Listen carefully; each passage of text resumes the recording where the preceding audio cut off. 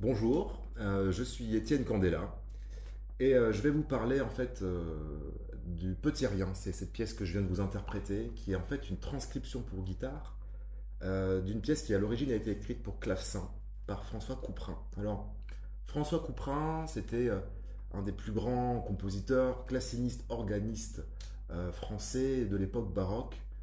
Il a énormément écrit pour le clavecin mais aussi pour d'autres formations.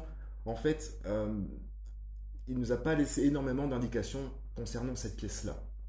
On a juste en sous-titre deux mots, rondo et en dessous légèrement. Alors le rondo, c'est en fait une forme musicale qui à l'époque baroque pourrait se résumer à une alternance entre un couplet et un refrain. Et le légèrement, eh ben, c'est le caractère léger qu'on va s'efforcer donc de donner à cette pièce dans notre interprétation. Alors, pour garder ce caractère léger, moi je vous propose d'éviter de jouer en butée à la main droite pour ne pas rajouter du poids à votre jeu, à votre main, mais surtout pour éviter les accents non contrôlés, par exemple sur les deuxièmes temps ou les troisièmes temps. On va donc essayer d'articuler chaque mesure en appuyant légèrement le premier temps de chaque mesure, tout en restant en pincé bien entendu.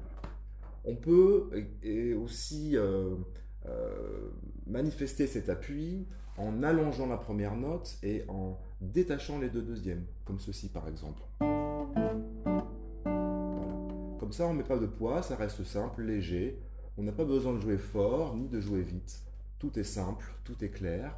Il n'y a pas beaucoup de notes, d'où le titre peut-être Le Petit Rien. Voilà, on peut également à la fin soigner la mélodie en évitant de laisser résonner des cordes, par exemple les cordes à vide, ou même à la mélodie, comme je le disais. Voilà, bien couper les notes au fur et à mesure, afin qu'on entende bien cette mélodie, qu'elle soit bien claire et distincte. Voilà, vous avez donc déjà des petites pistes de travail pour préparer cette pièce, ce petit rien qui finalement n'est pas si rien que ça. Et c'est souvent avec des petites notes qu'on fait de la grande musique.